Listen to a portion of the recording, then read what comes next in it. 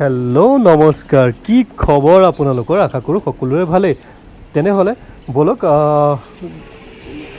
প্ৰভু গণেশ বাবাৰ নাম লৈ এই ব্লগটো আৰম্ভ কৰোঁ, যিহেতু অহাকালি 7 ছেপ্টেম্বৰ আৰু গণেশ চতুৰ্থী। তেনেহ'লে নমস্কাৰ বন্ধুসকল, আপোনালোক সকলোকে পুনৰ এবাৰ মোৰ অন্য এটা নতুন ব্লগলৈ স্বাগতম জনাইছোঁ। আৰু অহাকালি যিহেতু 7 ছেপ্টেম্বৰ গণেশ চতুৰ্থী, সেই গতিকে গুৱাহাটীটো খুব উলহ মালহেৰে উদযাপন কৰা হ'ব। আৰু তাৰে পৰিপ্ৰেক্ষিতত আজি আহিছোঁ আমি অলপমান তাৰে দৃষ্টাংশ চাবৰ কাৰণে, যে মূৰ্তিকাৰসকলে ইমান সুন্দৰভাৱে গণেশ বাবাৰ যি মূৰ্তি প্ৰস্তুত কৰাত তেওঁলোক ব্যস্ত হৈ আছে। তাৰে চাওঁচোন কেনেধৰণে তেওঁলোকে প্ৰস্তুতি কৰিছে, কেনেকৈ বনাইছে, অকণমান তাৰে এই ব্লগটোৰ জৰিয়তে আপোনালোকক দেখাবলৈ চেষ্টা কৰিছোঁ। ইয়াত দেখিছে নহয়, ইমান সুন্দৰকৈ গণেশ বাবাক ধুতি বা তেওঁৰ যি বস্ত্ৰসমূহ সেইসমূহ পৰিধান কৰাই থকা হৈছে, পিন্ধাই থকা হৈছে, সজাই তোলা হৈছে আৰু খুব সুন্দৰ লাগিছে। ভিডিঅ'টো স্কিপ নকৰাকৈ শেষলৈকে চাব, কাৰণ এওঁলোকে বহুত কষ্ট কৰি এই মূৰ্তিসমূহ বনায়। কিন্তু হয়তো তাৰে সঠিক বিনিময় আমি দিব পাৰিছোঁ নে নাই নাজানো, বা দিব পাৰোঁ বা নোৱাৰোঁ নাজানো। কিন্তু ইয়াত দেখিছেনে ইমান ধুনীয়া গণপতি বাবাৰ যি মূৰ্তি, চাওকচোন ইমান মৰম লগা, দেখিলে মানে কি ক'ব, ধুনীয়া একদম খুব সুন্দৰ মূৰ্তি বনাই তেওঁলোকে সাজি উলিয়াইছে। হয়তো ইয়াৰে মাজত বহুতকেইটা অৰ্ডাৰ আছে আৰু হয়তো বহুখিনি কালি হয়তো বিক্ৰী কৰাৰ কাৰণে নিৰ্দিষ্ট ঠাইলৈ লৈ যাব, বা এইসমূহ হয়তো অৰ্ডাৰ কাৰোবাৰ আছে, ঠিক অৰ্ডাৰ মৰ্মে তেওঁলোকে নিৰ্মাণ কৰি থকা হৈছে গণেশ বাবাৰ মূৰ্তিসমূহ। ইয়াত দেখিছে নহয় কিমান ধুনীয়াকৈ সজাই পৰাই তোলা হৈছে, মানে মজা লাগিছে। আজি ব্লগটো সঁচাকৈ যদি ভাল পায় তেতিয়াহ'লে ভিডিঅ'টো লাইক আৰু 10জনে চাব পৰাকৈ আপুনি ফেচবুকতে হওক য'তেই হওক শ্বেয়াৰ কৰি দিব।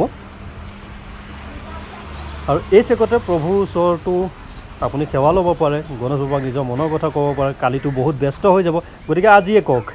যি নহওক, বহুত দিনৰ মূৰত এটা ব্লগ লৈ আহিছোঁ, ভাবিলোঁ আপোনালোকে ভাল পাব, আপোনালোককো দেখাওঁ। গতিকে যদি ভাল পায় ভিডিঅ'টো লাইক কৰিব, আৰু ফ'ল' কৰে নকৰে সেইটো আপোনালোকৰ ব্যক্তিগত কথা হ'ব, কিন্তু শ্বেয়াৰ গণেশ বাবাৰ বাবে ভিডিঅ'টো শ্বেয়াৰ কৰি দিব, যাতে আগলৈ আন দুজনেও যাতে এই ভিডিঅ'টো উপভোগ কৰিব পাৰে।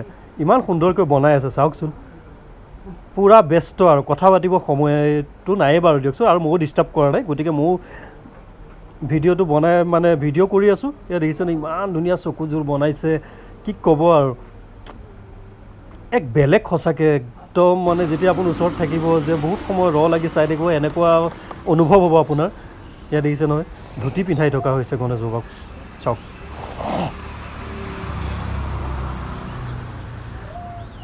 ইমান সুন্দৰকৈ মানে পিন্ধাই আছে, দেখিয়ে ভাল লাগিছে। আৰু মূৰ্তিটো মানে কি চাব আৰু মজা। আৰু এনেও গণেশ বাবাক কোনে বেয়া পায় বাৰু কমেণ্ট কৰিবচোন। বেয়া পোৱা মানুহ কোনোৱে নাই অৱশ্যে। সকলোতকৈ যদি ভাল পোৱা ভগৱান তেওঁৱেই চাগে। আৰু বজৰংবলী আছে, আজিকালি জয় শ্ৰীৰাম।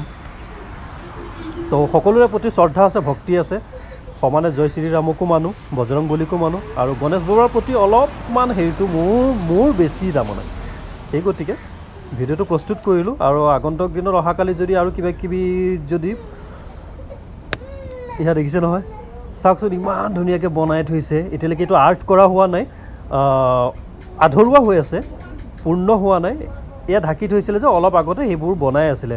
তাৰমানে যি নহওক, ব্লগটো চাই কেনে পালে আমাক সঁচাকৈ কমেণ্ট কৰি প্ৰভু গণেশ বাবাৰ কাৰণে এটা কমেণ্ট নিশ্চয় কৰিব, আৰু লাইক কৰি ভিডিঅ'টো আনে চাব পৰাকৈ শ্বেয়াৰ কৰি দিব। তেতিয়াহ'লে আজিলৈ ইমানতে সামৰণি মাৰিছোঁ। পুনৰ এটা নতুন ব্লগ আৰু নতুন টপিকৰ সৈতে লগ পোৱা প্ৰতিশ্ৰুতিৰে আজিলৈ টাটা বাই বাই, জয়।